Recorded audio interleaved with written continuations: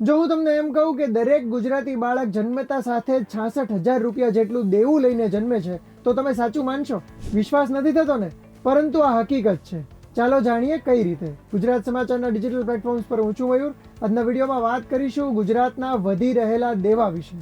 રીણમ કૃત્વા ઘૃતમ પિબેત યાવત જીવમ સુખમ જીવેત. દેવું કરીને ઘી પીવો, પણ જેટલું જીવો એટલું સુખેથી જીવો.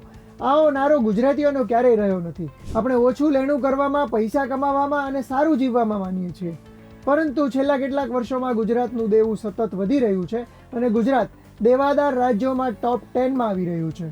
એક તરફ સતત વિકાસના દાવા થઈ રહ્યા છે, તો ભૂતકાળના વર્ષોની સાપેક્ષમાં ગુજરાત પરનું દેવું સતત વધી રહ્યું છે. આંકડાઓ શું કહે છે એ પણ જાણી લઈએ. 2021-22માં રાજ્ય પરનું દેવું 3.6 લાખ કરોડ હતું, જે 2024-25માં વધીને 4.7 લાખ કરોડ જેટલું થઈ ગયું છે.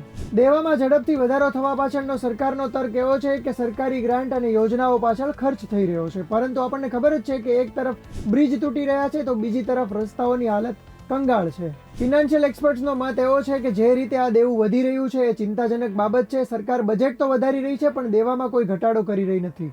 એક તરફ નેતાઓ દ્વારા બીજા રાજ્યોમાં ચૂંટણી હોય ત્યારે ફ્રીબીઝ એટલે કે મફતની લાવણીઓનો વિરોધ કરવામાં આવે છે, અને બીજી તરફ એનું જ કારણ આગળ આપીને દેવાને ડિફેન્ડ કરવામાં આવે છે.